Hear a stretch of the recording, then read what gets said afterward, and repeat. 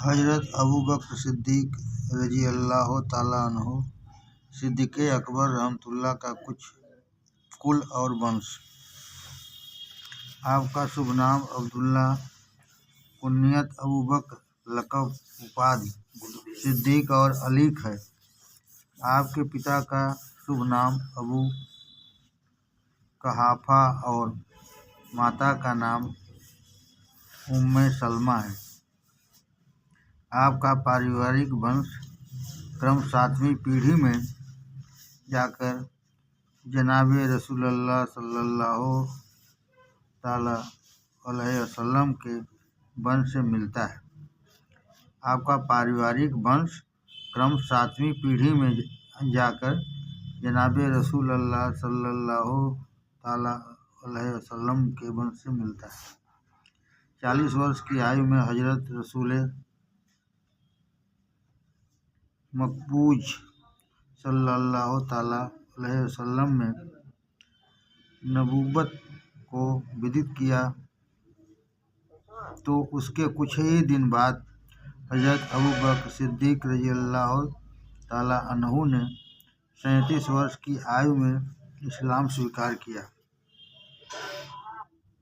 सर्वप्रथम ईमान लाने वालों में 4 नाम उल्लेखनीय हैं।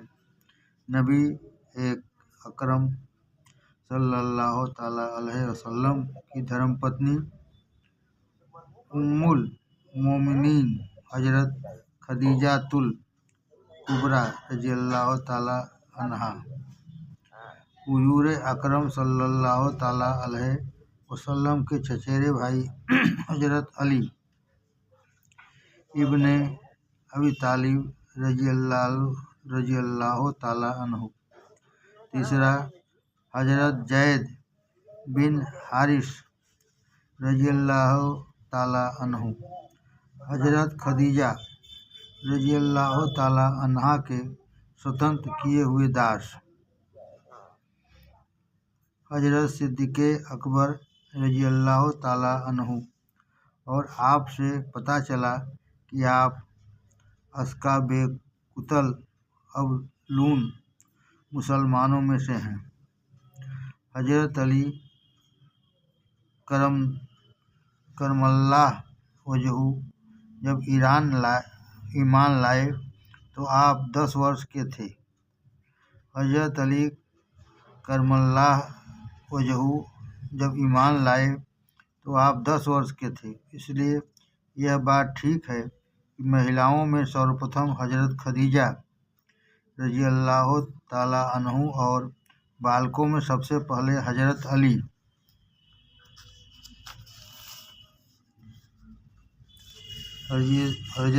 अल्लाह ताला अन्हु और दासों में सर्वप्रथम ज़ैद बिन हारिस रज़ियल्लाहु ताला अन्हु और वयस्कों में सर्वप्रथम सिद्दीक़ अकबर रज़ियल्लाहु ताला ईमान लाए। और जैसा कि एक रिवायत से प्रमाण मिलता है कि एक दिन नबी अकरम सल्लल्लाहु अलैहि वसल्लम की सेवा में उपस्थित हुए तो हुजूर ने फरमाया कि ऐ सिद्दीक़, तू अतीकुल्लाह मिनन्नार है, अर्थात तू नरक से स्वतंत्र है। बस उसी दिन से आपकी उपाधि अतीक पड़ गई। आपका इस्लाम लाना। रियाजुन्नजरा में लिखा है कि हज़रत अबू बकर सिद्दीक़ रज़ियल्लाहु ताला अन्हु का ईमान वही अल्लाह के संदेश के समान था। घटना इस प्रकार है कि एक बार जब आप शाम देश में व्यापार के संबंध में पहुँचे तो आपने वहाँ स्वप्न देखा कि एक ज्योति आकाश से उतरी और खाने काबा की छत पर आकर पड़ी और फिर वहाँ से मक्का के घर घर में फैल गई। और फिर थोड़ी देर नहीं बीती थी कि वह ज्योति खाने काबा पर इकट्ठी हो गई और फिर वहाँ से सिद्दीक़ अकबर की गोद में आ पहुँची। हज़रत सिद्दीक़ अकबर ने यह स्वप्न शाम देश के बुहीरा त्यागी को बताया। यह व्यक्ति बड़ा ताबारीदा स्वप्न का परिणाम ज्ञानी था। जब उसने यह स्वप्न सुना तो पूछा कि अबू बकर, तुम कहाँ के निवासी हो? आपने बताया कि मैं मक्का का निवासी हूँ। उसने पूछा कि कबीले से हो? आपने फरमाया कुरैश से। यह सुनकर बुहीरा त्यागी को वह सब याद आ गया जो उसने आकाशीय पुस्तकों में अध्ययन किया था कि मक्काए मुकरमा में जो काल का अंतिम अल्लाह का दूत उत्पन्न होगा, उसका सहयोगी एक अधेड़ आयु का व्यक्ति होगा और एक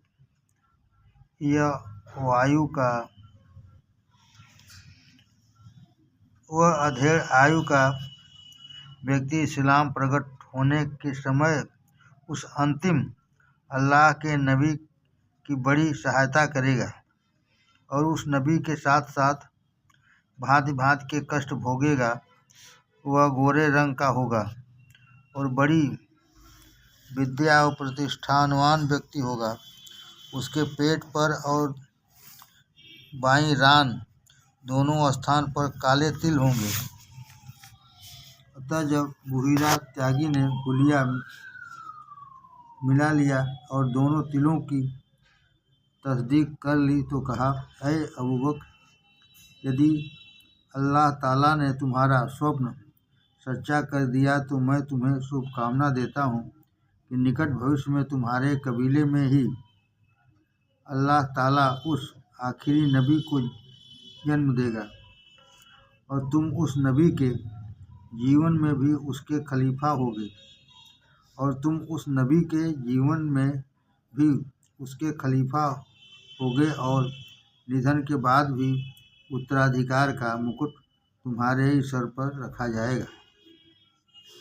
बुहीरा ने हजरत अबू बकर रज़ियल्लाहु ताला अन्हु को सचेत किया कि जो संकट तुम पर आए उनसे घबराना नहीं, बल्कि उन पर धैर्य धारण करना और उस अंतिम नबी की सहायता पर दृढ़ता से डटे रहना। जब हजरत सिद्दीक़ अकबर रज़ियल्लाहु ताला अन्हु ने इस बात को अपने मन में सुरक्षित रखा और किसी पर व्यक्त नहीं किया और जब मक्काए मुअज्जमा वापस पहुँचे तो मक्के वालों से पूछा, कोई नई घटना तो मक्के में नहीं हुई है? तो मक्के वालों ने बताया कि तुम्हारे शाम जाने के बाद यहाँ मुहम्मद इब्ने अब्दुल्लाह इब्ने अब्दुल मुत्तलिब ने नबूवत का दावा किया है और हमारे पूर्वजों के दीन की जड़ें उखेड़ रहे हैं। जब आप मक्के वालों से अलग हुए तो आप सीधे दरे रसूल पर पहुँचे। मलाइक जिसको दरबानी को खातिर हाथ मलते हैं, दरे दौलत शराब पर उसके पहुँचाया है किस्मत ने। मन में चाव उमड़ रहा था और वह प्रेम स्वप्न की ताबीर के समय से मन में मौजे मार रहा था, तीव्र हो गया। आप आकर बैठे ही थे कि हुजूर सल्लल्लाहु अलैहि वसल्लम ने फरमाया कि ऐ अबू बकर, अल्लाह ने मुझे नबी बनाकर भेजा है। ऐ अबू बकर, अल्लाह ने मुझे नबी बनाकर भेजा है तो अल्लाह की तौहीद एक होने पर और मेरी नबूवत नबी होने पर ईमान ला। तू अल्लाह के तौहीद माने एक होने पर और मेरी नबूवत नबी होने पर ईमान ला। अबू बकर रज़ियल्लाहु ताला अन्हु ने इस इतने बड़े हर्ष को सहन किया और पूछा कि क्या कुछ नबूवत की दलील तर्क है? तो उत्तर में हुजूर सल्लल्लाहु अलैहि वसल्लम ने फरमाया, नज्म, मेरे आशिक और मेरे जानिसार तुझको यह लायक नहीं है जीनहार।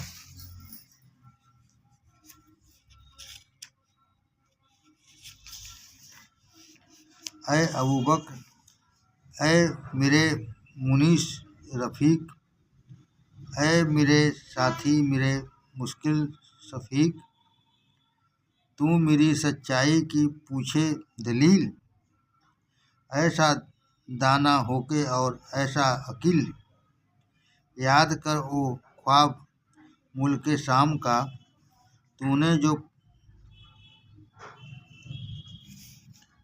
राहिब बुहीरा से कहा। उसकी जो ताबीर थी वो मैं ही हूँ, जिसकी फुरकत में है तू हाले जबूं। सुनते ही सिद्दीक के हिचकी बधी, आशकारा हो गया जज्बे दिली। दीन ए अतहर से जा चिमटे वहीं, चमली ताजे तबूबत की जमी। और वही ईमान लाए आप पर, बन गए पर्दाए खैरुल बसर, परवाने खैरुल असर। एक उसको कहते हैं वस्तुल हबीब, एक वो होगा जो हम तुमको नसीब। हजूर सल्लल्लाहु ताला अलैहि वसल्लम ने फरमाया कि वह तेरा ख्वाब है जो तूने शाम देश में देखा और बुहीरा से जिसकी ताबीर मिली। नबी अकरम सल्लल्लाहु ताला अलैहि वसल्लम की ज़बान मुबारक से यह बात सुनते ही हज़रत अबू बकर सिद्दीक़ रज़ियल्लाहु ताला अन्हु ने हुजूर के माथे को चूम लिया और ऊंची आवाज़ में कहा, अशहदु अल्ला इलाहा इल्लल्लाहु व अन्नक रसूलुल्लाह। और फिर सारी आयु इसके रसूल में ही बिता दी। अतः हुजूर सल्लल्लाहु अलैहि वसल्लम ने फरमाया कि सारे लोगों में सर्वाधिक प्रिय, सर्वोत्तम और अधिक करीब मेरे वे असहाब हैं जो मुझ पर ईमान लाए और जिन्होंने मेरी तस्दीक की। और फिर मेरे सहाबियों में से नज़दीक अधिक प्रिय, अधिक सर्वोत्तम और अल्लाह के नज़दीक अधिक करीम, दीन और दुनिया में अधिक फजीलत प्रतिष्ठा रखने वाले अबू बकर सिद्दीक़ रज़ियल्लाहु ताला अन्हु हैं, क्योंकि लोगों ने मुझे झुटलाया और उन्होंने मेरी तस्दीक की। लोगों ने मुझे झुटलाया और उन्होंने मेरी तस्दीक की। लोगों ने मेरा इनकार किया और वह बिना हुज्जत विवाद के मुझ पर ईमान लाए। सिद्दीक़ अकबर रज़ियल्लाहु ताला अन्हु का रुतबा। रौजुल अफ़कार में उल्लेख है कि हज़रत अली करमल्लाहु वजहू से रिवायत है कि फरमाया, जनाब रसूलुल्लाह सल्लल्लाहु अलैहि वसल्लम ने कि मेरे नज़दीक सभी लोगों में से अधिक प्रिय, अधिक करीम मेरे वे असहाब हैं जो मुझ पर ईमान लाए और मेरी तस्दीक की। और मेरे सारे सहाबियों में मेरे नज़दीक अधिक प्रिय, अधिक सर्वोत्तम और अल्लाह के नज़दीक अधिक करीम, दीन और दुनिया में भी अधिक फजीलत प्रतिष्ठा वाले अबू बकर सिद्दीक़ हैं, क्योंकि लोगों ने सोच विचार किया और उन्होंने मेरी तस्दीक की। लोगों ने सोच विचार किया और उन्होंने मेरी तस्दीक की और मुझ पर ईमान लाए और मुझसे प्रेम किया। और हरदम मेरे साथ रहे, यहाँ तक कि उन्होंने अपनी जान, अपनी औलाद, अपने माल को मुझ पर तरजीह प्राथमिकता दी।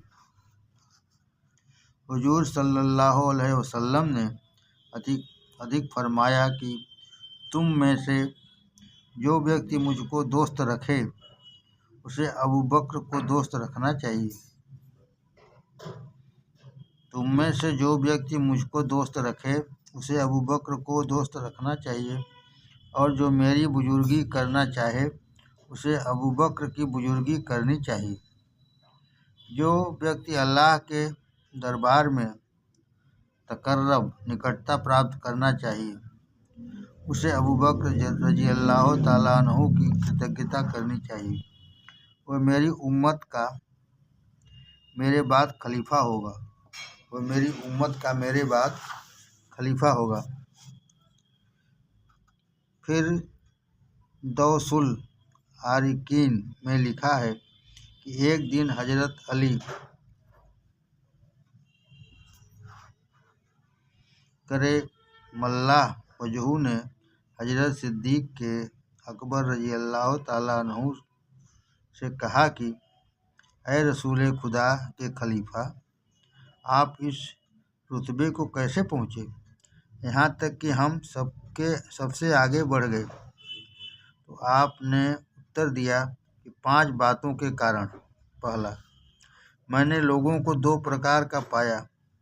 एक वे हैं कि जो दुनिया की चाहत में मिटे हुए हैं। दूसरे वे हैं जो आखिरत परलोक की चाहत में कोशिश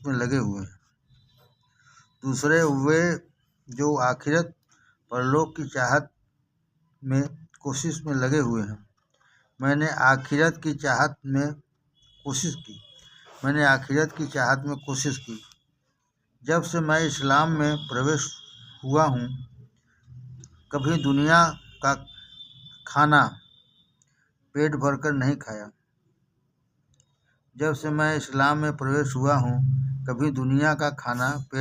खाया। क्योंकि मुझे मारिफते इलाही के स्वाद में दुनिया के खाने का स्वाद से बिल्कुल बेपरवाह कर दिया। तीसरा, जब से मैं इस्लाम में आया, कभी प्यास भर कर दुनिया का पानी नहीं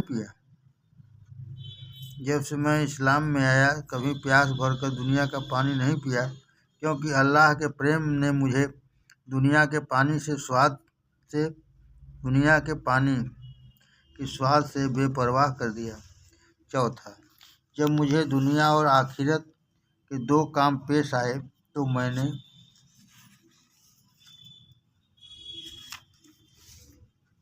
दुनिया के काम पर आखिरत के काम को तरजीह प्राथमिकता दी और उसे अपना लिया। पाँचवां, मैं जनाबे रसूलुल्लाह सल्लल्लाहु अलैहि वसल्लम की संगति और सेवा में उपस्थित रहा।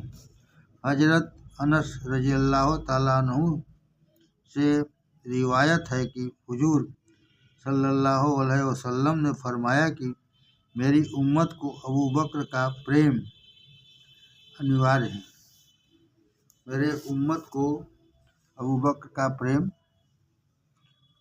अनिवार्य है।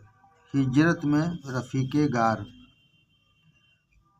तारिक अल खमीस में लिखा है कि हजरत अबू बकर सिद्दीक़ रज़ियल्लाहु ताला अन्हु ने एक रस्त ख्वाब में देखा कि 14वीं का रात का चाँद आसमान में मक्का मुअज़्ज़मा की ज़मीन पर उतरा। मक्का और उसके आसपास का सारा मैदान उसके नूर से रोशन हो गया। फिर वह चाँद ज़मीन से आसमान की तरफ चढ़ गया, मगर फिर दूसरी बार वहाँ से उतर कर मदीने मुनव्वरा की ज़मीन पर आया, और बहुत से तारे भी चाँद के साथ साथ ज़मीन पर उतरे। फिर वह चाँद और सारे तारे मदीना से मक्का मुकरमा आए और फिर वहाँ से इन सब तारों के साथ वह चाँद दूसरी बार मदीने वापस पहुँचा और हजरत आयशा सिद्दीक़ा रज़ियल्लाहु ताला अन्हा के हुजरे में प्रवेश हुआ। हुजरे की ज़मीन फट गई और वह चाँद उसमें छुप गया। हजरत सिद्दीक़ अकबर रज़ियल्लाहु ताला अन्हु को अल्लाह ताला ने ख्वाब की ताबीर समझने में बड़ी निपुणता प्रदान की थी, इसलिए अपने अपने ख्वाब की आप ही ताबीर बतलाई कि वह 14वीं रात का चाँद जनाबे सैयदुल मुरसलीन सल्लल्लाहु ताला अलैहि वसल्लम हैं कि जिन की जाते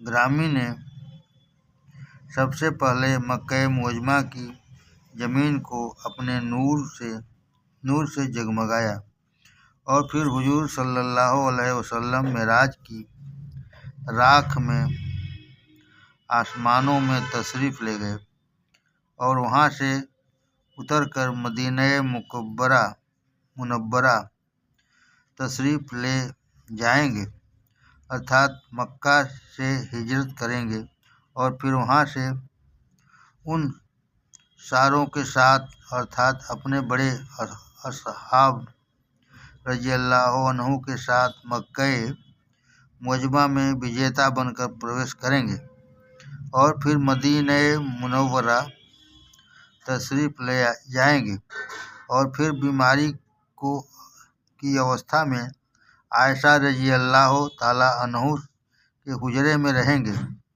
और फिर वहीं दफन किए जाएंगे।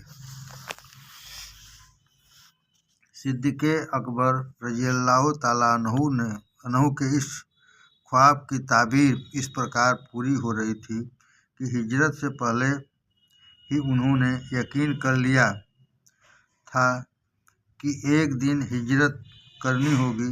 इसी कारण से आपने सफ़र में सामान की तैयारी कर ली थी।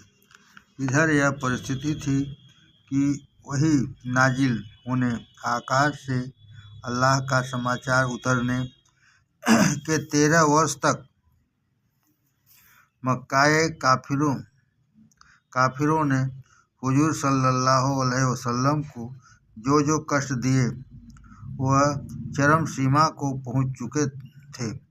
यद्यपि इस समय तक भी अनेक लोग ईमान ला चुके थे, किंतु विरोध की उत्तेजना जज्बा आम था।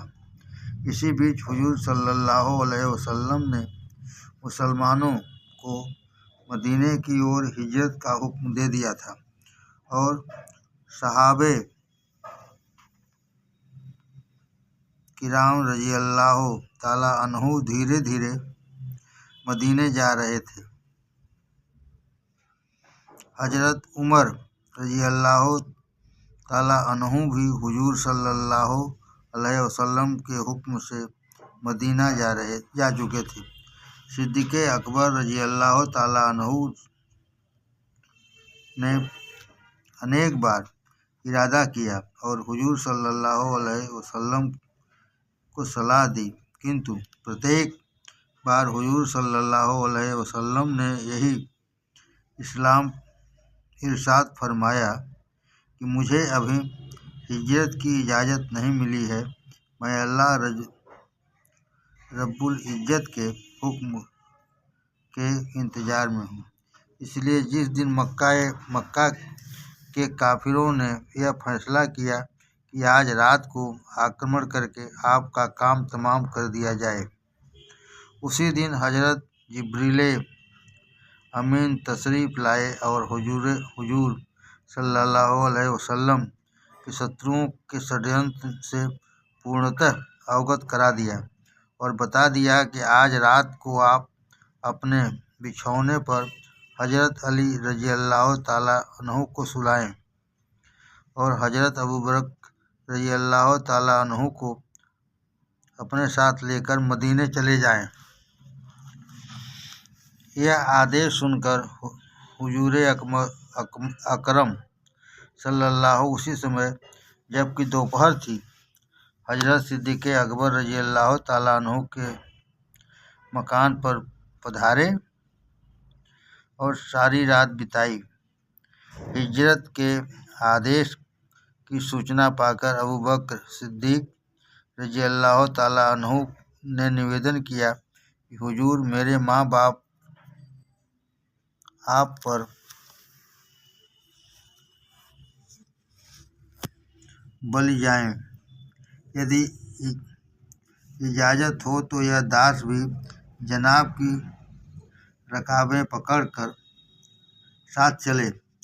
नबी अकरम सल्लल्लाहु अलैहि वसल्लम ने फरमाया कि यह तुम क्या कहते हो? तुम्हारे साथ ले जाने का आदेश तो अर्श इलाही से आया है। यह निमंत्रण और आदेश सुनते ही सिद्दीक़ अकबर रज़ियल्लाहु ताला अन्हु मारे खुशी से रोने लगे और निवेदन किया कि या हजरत, मैंने तो 6 महीने पहले ही सफ़र का सामान तैयार कर लिया है। जिस समय हुजूर फरमाए मैं उपस्थित हूँ। 2 ऊँट पेश किए कि यह इसी उद्देश्य के लिए तैयार रखे गए हैं। हुजूर सल्लल्लाहु अलैहि वसल्लम ने फरमाया, अभी मुझे दूसरे हुक्म का इंतज़ार है। वहाँ से हुजूर अकरम सल्लल्लाहु हज़रत अली रज़ियल्लाहु के मकान पर पधारे और फरमाया कि ऐ अली, तुमको आज रात हमारे बिस्तर पर लेटना है और हमें आज रात अबू बकर रज़ियल्लाहु को लेकर मदीने जाना है। हज़रत अली करमल्लाह वजहू ने खुशी खुशी इस हुक्म को स्वीकार किया। हुजूर सल्लल्लाहु ने यह निर्देशन भी दिया कि मक्के वालों की जो अमानतें हमारे पास रखी हैं वह सब वापस कर देना। आधी रात को जिब्रील अमीन पधारे और दूसरा हुक्म पहुंचा दिया कि अब मदीना चले जाइए। तो नबी अकरम सल्लल्लाहु ने फरमाया कि चारों ओर काफिर हैं, मैं इस समय किस प्रकार जा सकता हूँ? तो जिब्रील अलैहिस्सलाम ने यह हुक्म पहुँचाया कि यह आयत पढ़िए और थोड़ी सी धूल पर दम करके इन काफिरों की ओर फूंक दीजिए।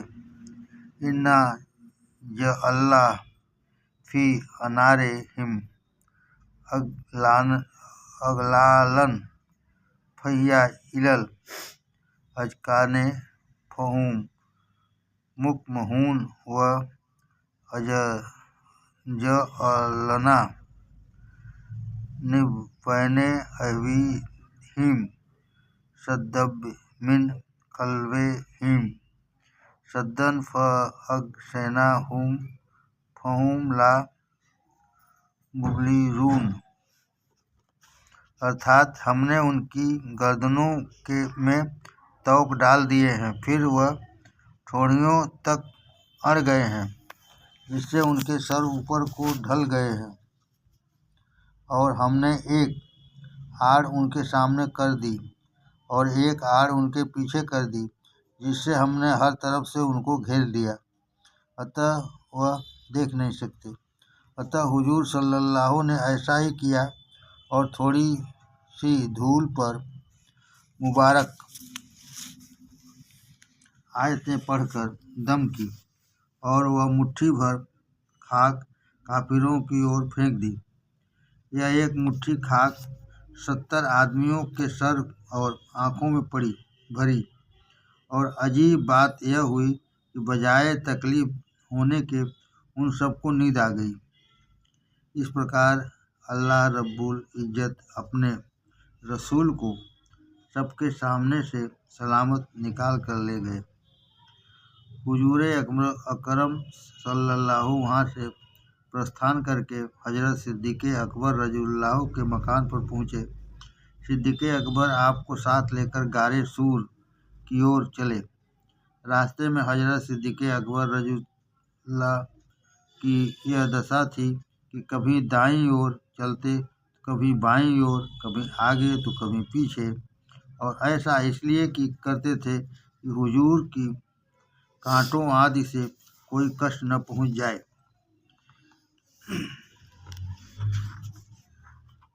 जब जबले सूर के समीप पहुँचे तो हजरत सिद्दीक़ अकबर रज़ियल्लाहु ने हुजूर अकरम सल्लल्लाहु को अपने कंधों पर सवार कर लिया, जिससे हुजूर सल्लल्लाहु के पदचिह्न खोजने वालों को न मिल सके। गार माने गुफा के मुंह पर पहुंचकर हुजूर सल्लल्लाहु ने निवेदन किया कि हुजूर थोड़ी देर बाहर ही ठहरे, मैं पहले गार के अंदर जाकर जरा देख लूं कि कीड़े पतंगे और की भांति का कोई प्राणी तो उसकी पीड़ा मुझे पहुँचे और हुजूर सुरक्षित रहें। इसलिए स्वयं उस अंधेरी रात में सकड़े और अंधेरे गार में घुसे, जिसमें सांप बिच्छुओं के होने की बड़ी संभावना थी, और हाथ से धरती को साफ किया। जितने सुराग पता लगे उनको अपना कपड़ा फाड़ कर बंद किया। जब कपड़ा समाप्त हो गया और एक सुराग शेष रह गया तो उस सुराग पर अपनी एड़ी लगा दी और हुजूर अकरम सल्लल्लाहु से निवेदन किया कि हुजूर अंदर तशरीफ़ ले आए। और फिर जब हुजूर अंदर तशरीफ़ ले आए तो निवेदन किया कि हुजूर मेरी गोद में सर रख कर कुछ देर विश्राम करें, क्योंकि जनाब सारी रात जागते रहे हैं। इधर तो आफ़ताबे नबुव्वत ने और उधर एक बबूल का वृक्ष बहुत दूरी से आया। इधर तो आफ़ताबे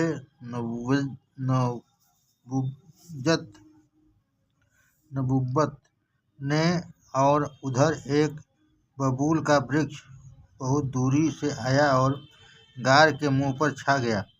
और फिर एक मकड़ी के गार के मुंह और बबूल के वृक्ष पर तुरंत ही एक बड़ा जाल बना डाला और इस प्रकार उसका रास्ता बंद हो गया। फिर एक जंगली कबूतर को अल्लाह का आदेश हुआ, वह रातों रात इस झोपड़ में अपना घोंसला बनाए और अंडे दे। इसलिए उसने अल्लाह के आदेश की आज्ञा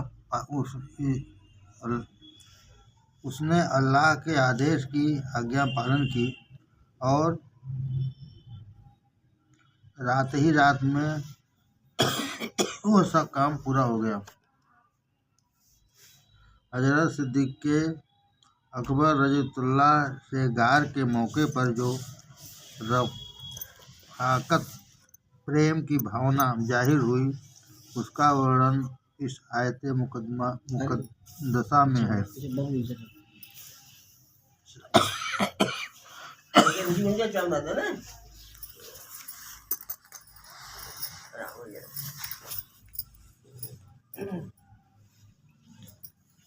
सानी यसनैने इज हुमा फिल गारिब, अर्थात जबकि दो आदमियों में से एक आप थे जिस समय कि दोनों गार में थे। जब हुजूर अकरम सल्लल्लाहु हजरत सिद्दीक़ अकबर रज़ियल्लाहु की गोद में सर रखे आराम फरमा रहे थे, उस समय सिद्दीक़ अकबर रज़ियल्लाहु की एड़ी में सांप ने काटा, जिसके कारण उन्हें सख्त तकलीफ हुई, किंतु आप हिले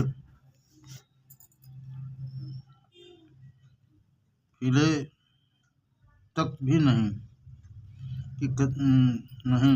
कि कदाप हुजूर को तकलीफ हो, आपके आराम में विघ्न पड़े और आपकी आँख खुल जाए। किंतु सांप के काटने की तकलीफ इतनी थी कि आपकी आंखों में आंसू डबडबा आए और टपक कर हुजूर सल्लल्लाहु के चेहरे मुबारक पर टपक पड़े। हुजूर की आँख खुल गई। पूछा, अबू बकर, तुम्हें क्या तकलीफ है? निवेदन किया कि हुजूर, कोई जहरीला सांप मुझे काटता है। हुजूर ने फरमाया कि यह पाँव मेरे सामने लाओ। हुजूर ने दम किया। तुरंत उस जहर का प्रभाव और सारी तकलीफ दूर हो गई। किंतु सांप के जहर के कारण हजरत अबू बकर सिद्दीक़ रज़ियल्लाहु अन्हु को सख्त प्यास लगी। हुजूर ने फरमाया कि गार में जरा आगे देखो, अल्लाह ताला ने तुम्हारे लिए पानी भेजा है। जब आप उस ओर बढ़े तो आपको पानी मिल गया।